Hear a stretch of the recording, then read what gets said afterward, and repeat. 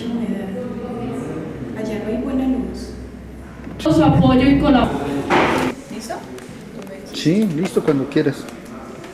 Buenas tardes, estamos con el profesor Luis Alberto Rengifo, egresado de la Universidad Católica de Colombia, psicólogo clínico con enfoque cognitivo. Buenas tardes.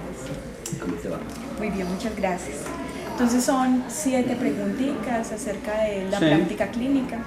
Y la primera pregunta es, ¿cuál es para ti la visión general acerca de la psicología cognitiva en la práctica clínica? A mí me parece que uno no puede reducir la conducta humana solamente a un aspecto, porque la visión que uno ya en la práctica tiene de la conducta humana como tal, lo que uno entra a reconocer y a identificar, es una visión muy integral. Y es muy integral en qué sentido, en que no es solamente lo que el individuo hace, lo que marca lo que el sujeto es, sino también lo que piensa. Y también lo que el entorno de una u otra forma le ha permitido al sujeto crear e interpretar del mundo que él vive. Y en ese sentido, si nosotros no tenemos en cuenta los elementos integrales de la conducta humana como lo comportamental, lo emocional, lo afectivo, lo cognitivo, estaríamos reduciendo la conducta humana simplemente a un acto. Y el comportamiento humano no se puede considerar un acto solamente, sino es algo mucho más complejo. Muchas gracias. ¿Qué me puedes contar acerca de antecedentes teóricos? ¿Cómo surge? Pues nosotros sabemos que en este país todas las cosas llegan como siempre un poquito tardío, ¿no? Yo recuerdo que en mi formación hace más o menos 25 años en esta universidad se peleaba siempre por un enfoque de la psicología, por una formación del psicólogo muy dentro del modelo conductista. Y se hablaba de un conductismo muy radical, muy skinneriano, en donde la conducta lamentablemente se concebía de manera muy inadecuada en el paradigma estímulo-respuesta. Obviamente paradigma muy mal concebido, muy mal interpretado por las personas que realmente nunca conocieron el conductismo como tal, y en esa época se manejaban mucho los esquemas relacionados en las universidades o los programas de psicología con el conductismo, con el psicoanálisis, que eran como los dos grandes modelos teóricos. Encontraba uno otros modelos donde se trabajaba mucho más la parte gestal, o sea, hacía más un enfoque mucho más psicodinámico, ¿no? Pero realmente pienso que los elementos teóricos que tiene la teoría cognitiva, más o menos desde los años 60, se han venido consolidando mucho más aquí en este país de los años 70 y 85 para acá, que es donde ha cogido mucho más auge y donde de pronto se comienza a hablar o se comenzó a hablar de un modelo cognitivo-conductual que si uno lo mira epistemológicamente pues no es acertado, porque son dos enfoques diferentes de la epistemología, ¿no? Pero uno en la práctica sí realmente utiliza muchos elementos del conductismo y muchos elementos del cognitivismo como un modelo epistemológico explicativo de la conducta humana. Los cognitivistas obviamente no son conductistas, ¿no? Y la tendencia equivocada a malinterpretar que Skinner nunca tuvo en cuenta los sentimientos y las emociones ni las condiciones en el ser humano, cosa que es absolutamente equivocada, porque Skinner en ningún momento los conoció en su conductismo.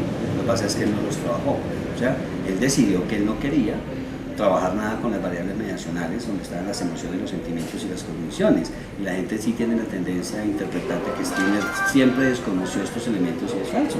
O sea, lo que pasa es que no los trabajó, ¿sí? Pues por eso los cognitivistas decidieron hacerlo, ¿no? Garner, bueno, el mismo Piaget, que a veces se considera cognitivista, aunque él tiene otro modelo de trabajo, pero de todas maneras pienso que los elementos teóricos han sido de mucha importancia para el desarrollo de la psicología, involucrando todos el desarrollo cognitivo y los elementos cognitivos a la parte comportamental, que más o menos ya en la última década en este país han cogido mucho auge y mucha fuerza y se han ido trabajando con ellos, ¿no? Muchas gracias. Entonces, de acuerdo a esto, ¿cuál es la percepción ontológica de la psicología cognitiva en la práctica clínica? Lo que pasa es que a mí me parece que lo que yo te decía ahorita, o sea, reducir la conducta humana y reducir el ser simplemente a actos y a comportamientos basados en estímulos y basados en efectos del comportamiento en el entorno, pues no es lo más sano. A mí me parece que el ser humano tiene una razón de ser, tiene una... ¿Cómo es el ser humano? Es lo que uno se pregunta, ¿no? Y uno cuando trabaja en clínica y encuentra patología, uno dice, ¿cómo esta persona llegó a esos estados de patología Y cuando uno evalúa antecedentes del comportamiento del individuo, del contexto en el que el individuo se formó, pues encuentra muchas explicaciones que indiscutiblemente lo llevan a uno a decir la manera como este sujeto esquematizó la realidad, la manera como este sujeto estructuró su mundo y la manera como este individuo empezó a interpretar su mundo a partir de los esquemas que recibió del entorno, ¿cierto? Y que le ratificaron ciertos comportamientos, es donde uno ve la importancia de lo cognitivo en esa interacción medio ambiente, conducta, ser humano, ¿sí? En el pensar y en el sentir del ser humano. Entonces ahí es donde uno analiza, yo no puedo desconocer en el ser humano o en la persona los elementos afectivos, cognitivos, somáticos y cognitivos, porque de una otra forma son determinantes del conducta. Muchísimas gracias, qué interesante. Para ti, ¿qué hace diferente a la práctica clínica a la psicología cognitiva de otros enfoques? A mí me parece que nosotros los cognoscitivistas tenemos muchas herramientas para dar explicaciones mucho más objetivas y mucho más precisas y acertadas de la conducta humana, ¿sí? A ver, yo te pongo este ejemplo. Yo tengo en este momento un paciente que él me llega por un cuadro de ansiedad bueno, muy mal rotulado por los psiquiatras que siempre tienen ese feo vicio, los psiquiatras de manejar rótulos, ¿no? Este muchacho me llega, es un muchacho de 24 años que me llega con un rótulo de un paciente obsesivo-compulsivo, tiene una neurosis obsesivo-compulsiva según los psiquiatras. Yo realmente no encuentro ninguna compulsión ni ninguna obsesión, yo encuentro unos pensamientos de alto contenido y alto componente ansioso en él. Producto de una formación muy religiosa que este hombre, él mismo se empezó a inculcar en su medio y en su entorno social, porque fue un muchacho que empezó a tener rechazo social, porque él tiene unas características físicas que como que generan en los demás como rechazo, o sea, es un poco cabezón, él tiene la cabeza muy grande y usa la gafa chiquita, entonces se ve muy gracioso, de hecho muy gracioso y tengo que decirlo, pero pues, bueno, uno terapéuticamente lo mira de esa forma. Este hombre comienza a buscar la religión como una forma de aliviar su angustia. Entonces, un día unos compañeros de la universidad ya le dicen, camine para el centro, vámonos, estaban tomándose unas cervecitas, pues él es un muchacho bebedor, y se lo llevan para una casa de citas. Se lo llevan para la piscina. Es muy famosa aquí en Bogotá, en el barrio Santa Fe. Este hombre va a la piscina, él nunca había ido a una casa de citas y pues los shows de las piscinas son shows de striptease y shows de los que hacen en las casas de citas.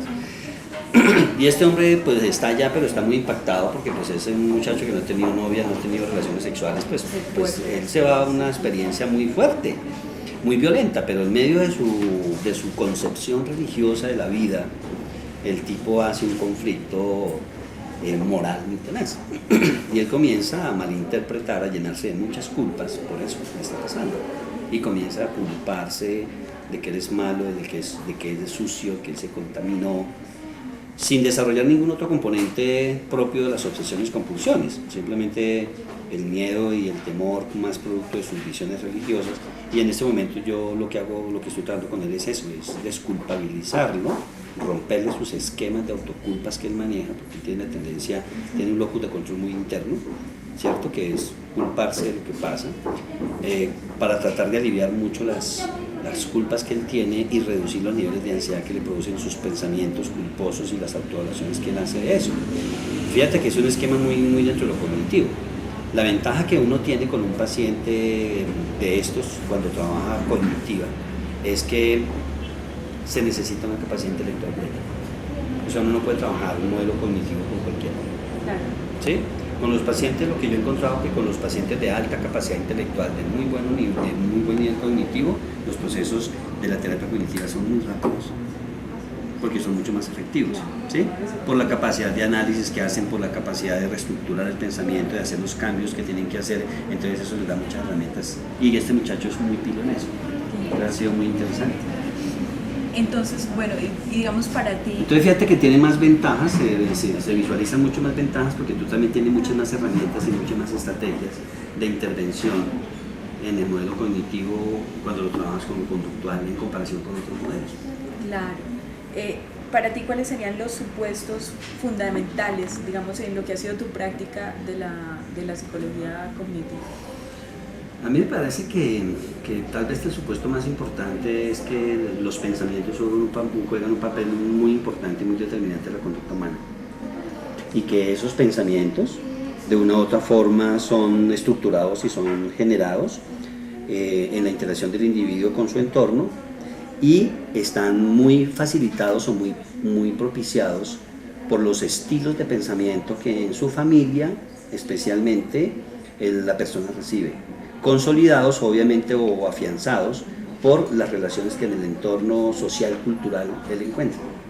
Entonces uno dice, unos padres de familia absolutamente moralistas, supremamente religiosos, ¿qué esquemas de pensamiento o estilos de pensamiento pueden darle a un hijo? Pues de ese corte. Sí, claro. Y lo que ellos buscan en el ambiente es que el muchacho le dé continuidad a sus esquemas, entonces busquemos un colegio que se ajuste a lo que piensa la familia. Fíjate cómo el ciclo comienza, hasta cuando el muchacho rompe con ese esquema y sale a un mundo de donde nosotros sabemos que hay de todo. Y eso le genera al muchacho una ruptura, como diría Piaget, el chico se desesquematiza, ¿sí? Se desestructura frente al mundo real al ver que todo el mundo no funciona como el contexto en el que él ha venido formado. Y si no está preparado para hacerlo, ese cambio cognitivo que él tiene que hacer, esa reestructuración de pensamiento, lo pone en conflicto y lo pone a chocar con aquellas cosas que él va a encontrar en su mundo que son, entre comillas, lo normal, lo socialmente aceptado.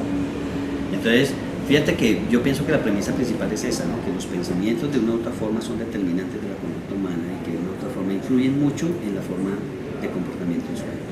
Muchas gracias. ¿Cuál es, en tu práctica, cuál es el proceso terapéutico que sigue? Digamos que cuáles serían esos pasos. Pues uno hace primero que todo una evaluación, o sea, yo pienso que uno evalúa, nosotros generalmente lo que hacemos es una identificación del problema central a través de un motivo de consulta, como lo hacemos todos, ¿cierto? A partir de eso uno establece unas premisas, unas hipótesis en relación con lo que está sucediendo en la persona, en el sujeto, y uno empieza a partir de ahí a analizar cuáles son como los factores que están determinando y que están manteniendo la conducta humana, tanto en los aspectos comportamentales como en los aspectos emocionales y afectivos y cognitivos. Y luego de eso, una vez identificado el problema en términos de cuáles son los que mayor influencia tienen ellos, uno comienza a intervenir los canales dependiendo del que sea. Si uno identifica que el canal cognitivo es el que más establece, el que más determina comportamiento, uno comienza el proceso por ahí, paralelo al canal fisiológico, paralelo al canal comportamental, el canal motor que es el de acción, ¿sí? Y luego ya inicia uno un proceso de intervención dependiendo de la estrategia que uno tenga que utilizar. Cambio de pensamiento, reestructuración cognitiva, pare de pensamiento, formulación de nuevas ideas, en fin, relajación. Muchísimas gracias. ¿La meta terapéutica cómo se podría definir? Yo pienso que la meta terapéutica siempre está definida por lo que desea el paciente, ¿sí? Por el bienestar del paciente. Y uno debe trabajar siempre por eso. Uno debe trabajar siempre por el bienestar del paciente y la meta terapéutica se le da a uno al paciente. ¿Qué quiere usted de mí? Es lo que uno realmente... Nosotros a veces nos preguntamos eso, ¿no? A veces nosotros sentimos que la persona llega a nosotros es porque nosotros tenemos que satisfacer sus necesidades, pero no clarificamos muy bien qué es lo que quiere una persona de mí. Es la expectativa terapéutica, porque puede que él quiera cosas que yo no le pueda dar. Entonces aquí es muy importante clarificar muy bien la expectativa que trae la persona de lo que yo le pueda dar y lo que yo le pueda ofrecer. Y ser muy claro en lo que yo tengo que darle y cómo lo voy a dar. Yo no puedo trabajar con un paciente que llegue y me dice, yo quiero que usted me haga una regresión o que usted me haga un psicoanálisis para saber qué está pasando con mi vida. No, yo no puedo hacer un psicoanálisis, qué pena con usted, y hay que ser muy claros en eso, ¿sí? Yo le ofrezco a usted estas alternativas bajo estos parámetros, bajo este modelo teórico, con estas estrategias, trabajo de esta manera y miramos qué hacemos. Muy bien. Cuéntame, entonces, ¿cuál sería el rol del paciente, ¿Del terapeuta? ¿Cuál sería el rol del consultante? Yo pienso que el consultante juega un papel en un modelo como el nuestro, juega un papel muy activo del proceso. O sea, aquí no es la concepción típica de la visión psicoanalítica terapéutica donde acuéstese acá, hábleme que yo voy tomando apuntes y usted converse las 2 horas y yo cobro 150.000 pesos la hora. No, en los procesos terapéuticos dentro del modelo cognitivo-conductual la actividad del paciente o la participación del paciente es una participación 100% activa. Es decir, el paciente hace el proceso, ¿sí? Y lo hace a través de ¿qué? A través de los autorregistros, a través de las tareas que nosotros manejamos, a través de las estrategias que nosotros tenemos que implementar con él, de la aplicación de esas estrategias en su entorno y en su realidad para que él pueda generalizarlas y para que pueda mirar los resultados. resultados. Y nosotros simplemente vamos orientando el proceso y lo vamos acomodando de acuerdo a los resultados que él vaya dando para llegar a las metas terapéuticas. Pero el papel es 100% activo.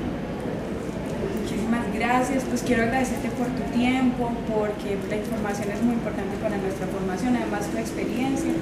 Entonces, pues, muchísimas gracias. Ok. Que estés muy bien. Cuídate, que vaya bien.